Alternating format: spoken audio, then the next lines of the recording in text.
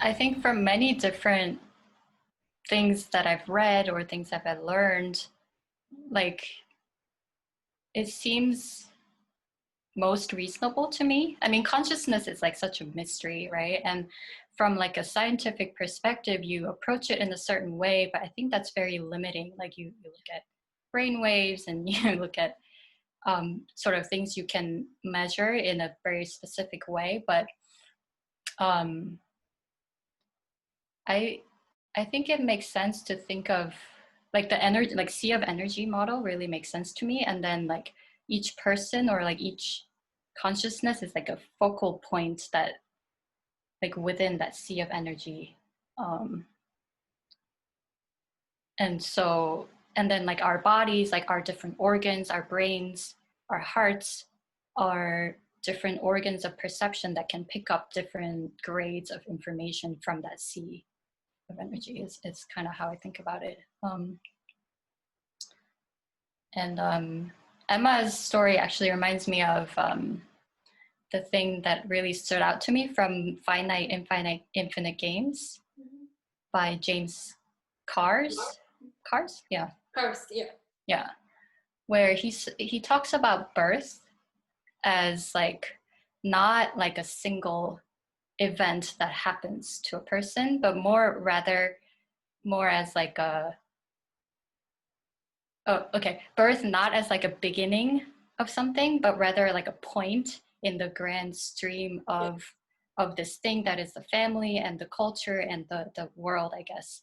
And it's like a single event that sprouts, but then I guess after death, it's not like you're just gone, but you kind of come back and I don't know, maybe into a different event at a different timeline or something like that. So it is a continuation of life, right?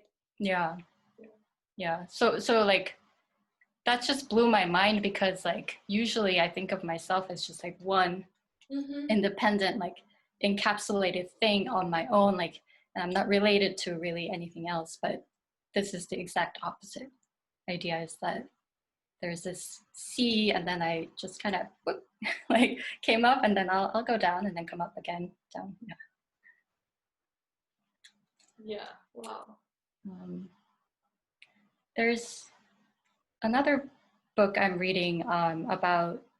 It's like Sufi. It's from like a Sufi poet, I guess, or scholar about music and sound, and it talks about. So there's one section that I really liked that I bookmarked. It goes. It talks about different vibrations in the universe. So first, it talks about words. So to speak, or the word uttered by the lips can only reach the ears of the hearer, but the thought proceeding from the mind reaches far, shooting from mind to mind. The vibrations of mind are much stronger than those of words. The earnest feelings of one heart can pierce the heart of another. They speak in the silence, spreading out into the sphere, so that the very atmosphere of a person's presence proclaims his thoughts and emotions. The vibrations of the soul are the most powerful and far reaching. They run like an electric current from soul to soul. So it goes from words, which is like more physical, to thoughts, which you can think of as like, you can measure brain waves and stuff, to heart, also electromagnetic fields, and then soul. That was a new piece for me, like soul as like information. Yeah, fourth level. I only knew about the words.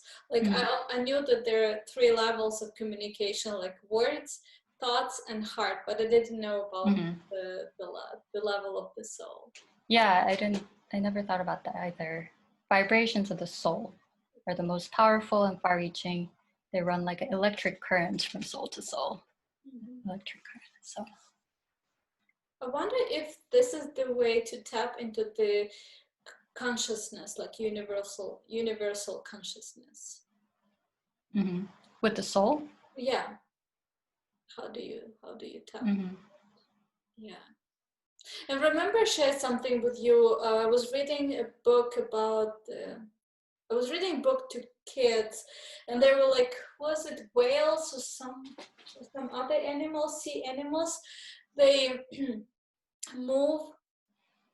Like, how do they know where to go, right? Because they don't stay in one place for winter. For the summer, they go to a different place, to warm waters where it's warm. Like, and how do they feel the pool where to go? They don't have a map, right? They can see they can, like, I don't know if they can see it, the stars, you know, like how the stars were used for navigation before the compass and the map. Like, how do they know, like, where to go? And there is a pool, like electromagnetic pool, that pulls them to the to one point on the planet Earth. Nice. Yeah. I think I've heard the same thing about birds too. Birds that migrate.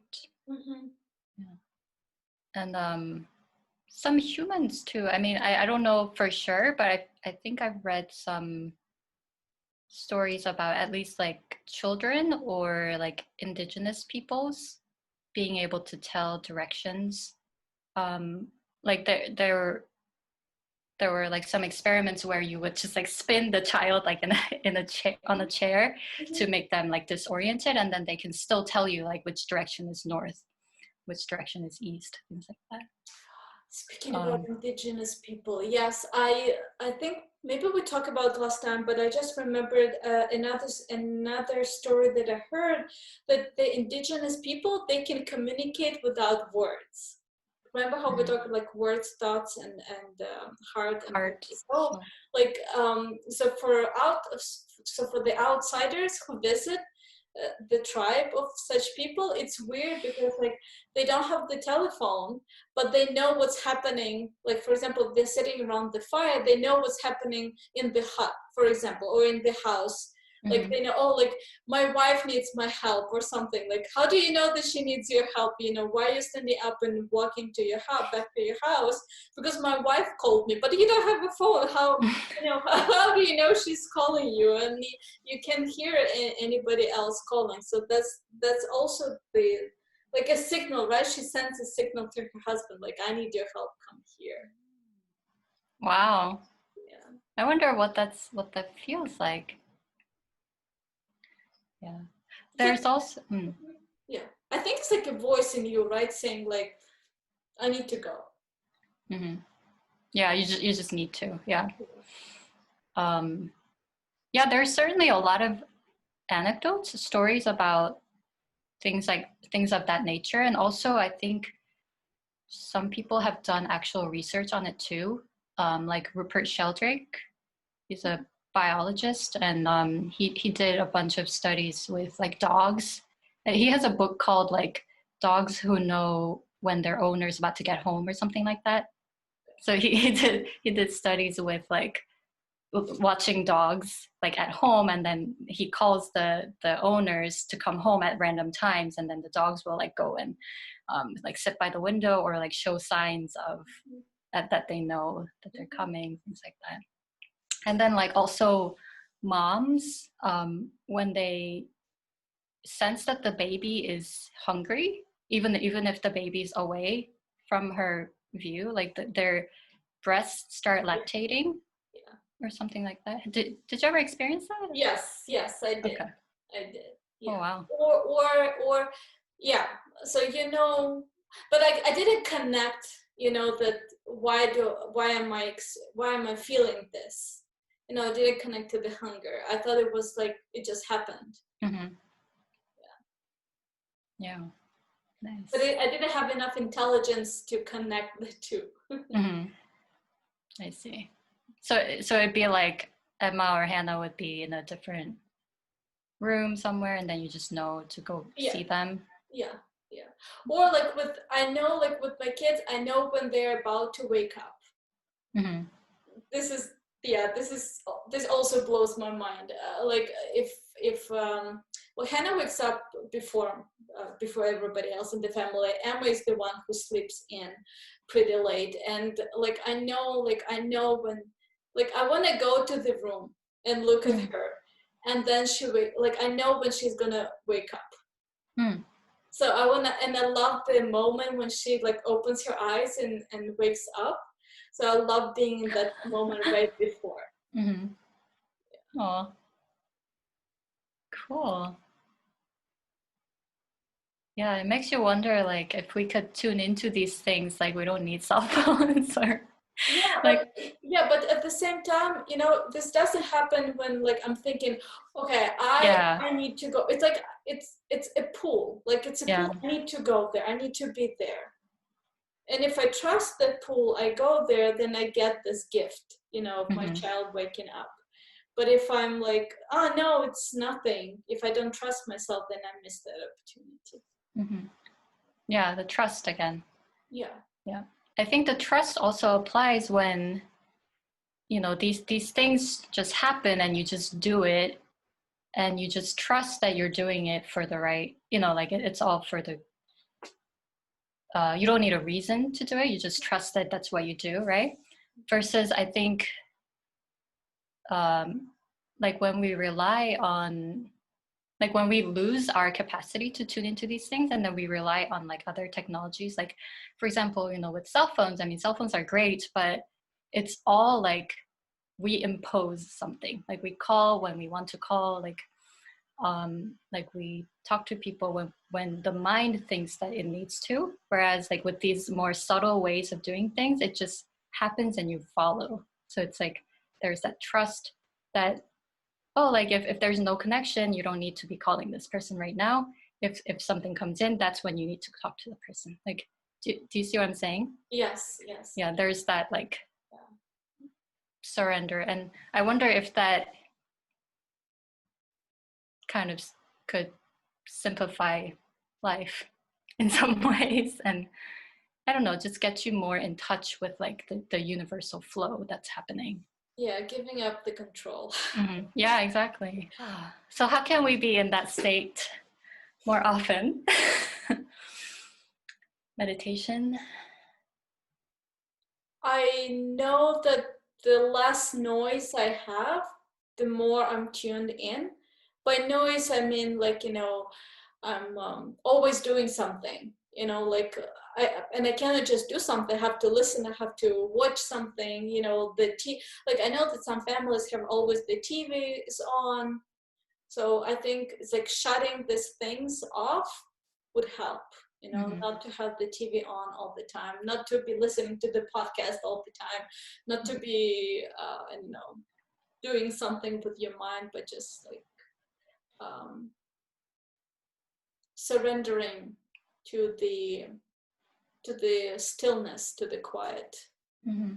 And it's hard. It's extremely hard. On Friday, the day before, right on Friday, I did yoga with the Sanjana.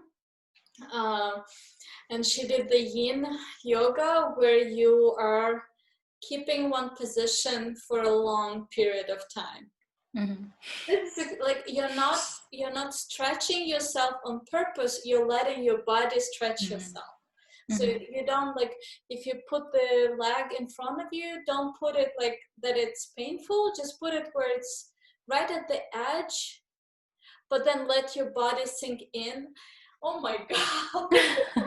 That for me it was a torture because I'm always on the go. I have to be on the go. So for me it was a torture, just like to give up that control, just be still, be quiet. And so she was saying this mantra, okay, so I am stillness. And I was mute. It was a video yoga on Zoom on video. I was on mute and I was yelling back at her, I'm not stillness. And then my mind was, playing all the tricks to my body. Like my body suddenly became itchy. Like I needed to itch that finger, that toe, behind the ear, like something. I had to do something. Yeah. Like, just be here. Yeah, totally. Yeah, or like those days when we do the day of silence, or like I've done that. Yeah. Like where I just take a day and I don't do anything. I just sit. But it's like every 15 minutes I need a new position to sit in because it just starts hurting everything. Yeah, so I think the practicing that being quiet, being still, where there is no noise, no stream of new information from the outside sources. Yeah. Breathing really helps because it's one thing I can latch onto and just pay attention to that. Like if there's nothing, like I can't stand it, but like if I just follow the breath in and out and like feel it in my body, that helps me. And I notice how much I'm holding the breath throughout the day. Yeah. Or I'm breathing only like at the throat, like getting like maybe barely enough oxygen into my lungs, but I'm not breathing fully into my lungs or even into my belly. Yeah. And also I think what helps being aware when this pull happens, like for example, right, like the pull to go into the room and see my daughter, right? To trust that pull, like being aware of that. Okay, the pull happens, I'll go. Do not question it. Yeah. For me, I think that kind of pull definitely happens, and then I just do things and it works out. And then there are other times when I think that I have a pull, like I just like make things up in my head. And I'm like, oh, like I'm feeling this thing, I should go this. And like obviously it's not, like there's nothing. So it's tricky. I think that the difference, it's hard to see the difference, but it is there when this pull happens for no reason. Like it doesn't happen in, like, it's not your mind making this pull, but it's like something else is pushing you, like go there, go there, go there.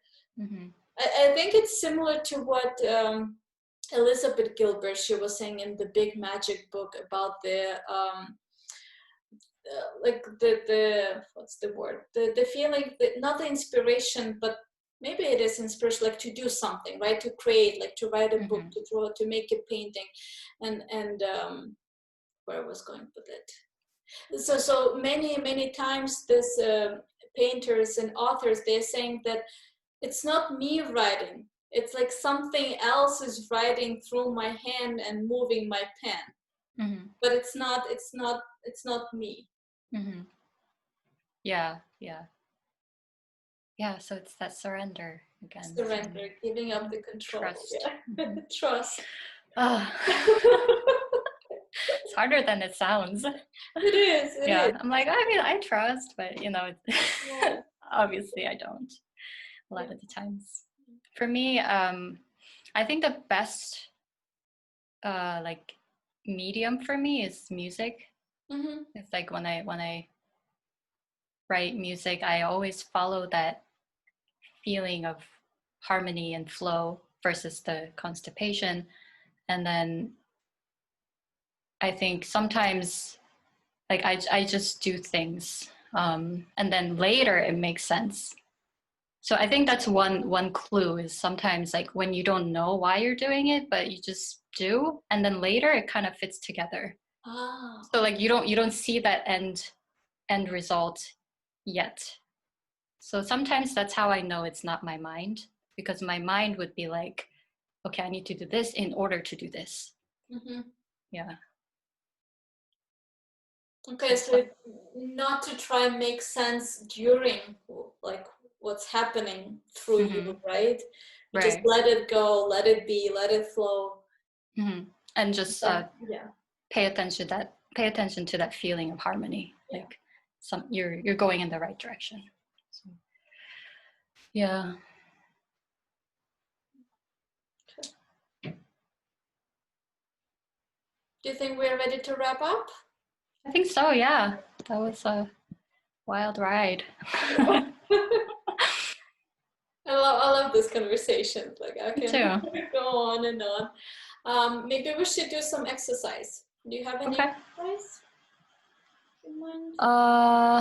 Well, there's the expelling the venom exercise. It's later in the book. Let me find it. 219.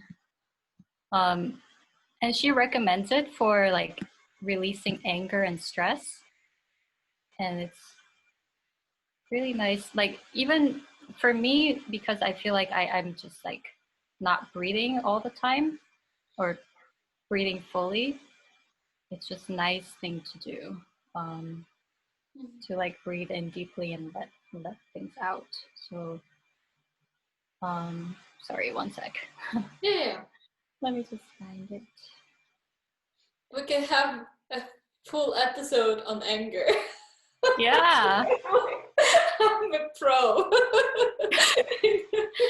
I'm getting angry. Yeah. Today we have the anger expert.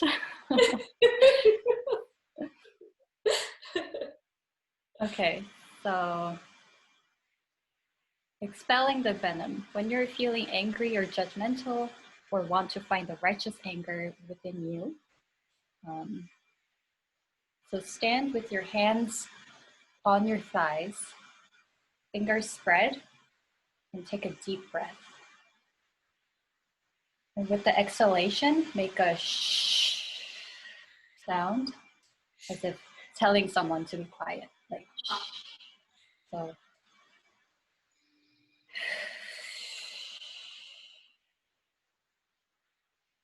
with a deep inhalation, swing your arms out to your sides and complete the circle by bringing them high above your head.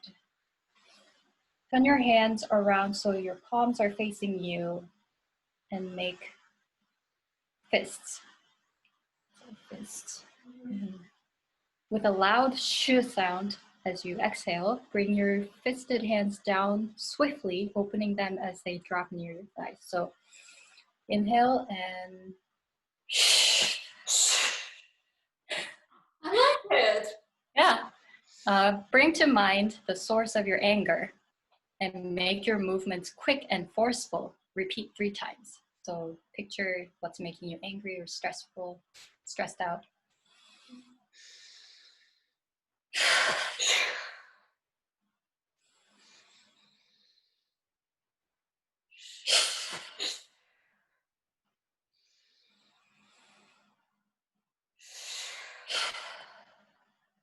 And then feel your muscles and power unfolding as you slowly and deliberately pull down your arms. So this time's a little different. And repeat until you feel the anger dissipate. I feel lots of energy in my palms right now. Mm-hmm. Me too. Yeah, tingling. It's like shooting out of. Mm-hmm.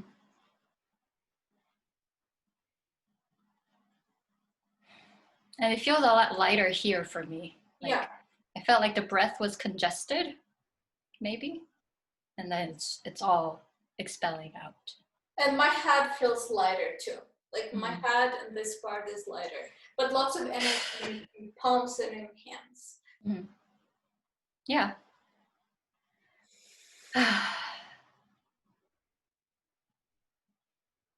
So yeah, try it out when next time you're angry. I will. I don't need to wait long. And it just feels so nice to like make that sound too. Shh, like very liberating. So I like that. Do you a side question, do you use the same sound in Korean language when you want to shush someone, like shh? Yeah. Shh. I wonder why it's so universal. It's the same in Russian, same in English, like in Korean. That's a good question. Very universal. Like everyone would know what shh means. Shh. Yeah. Yeah. Yeah. Why that sound, right? Shh. Yeah. I can see it. It can sound like kind of aggressive, like a snake, like shh.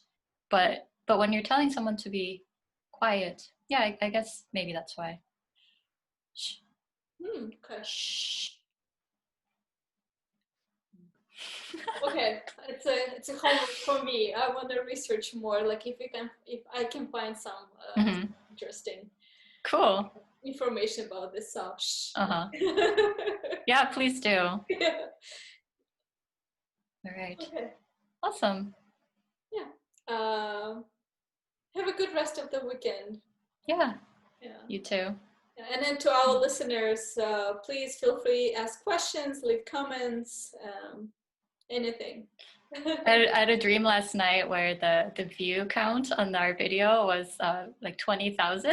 Oh, wow. And I was like, oh, when did that happen? Yeah. Maybe I can see the future. You're like Emma. Yeah. Yeah. Yeah. Okay. All right. Thank you. Okay.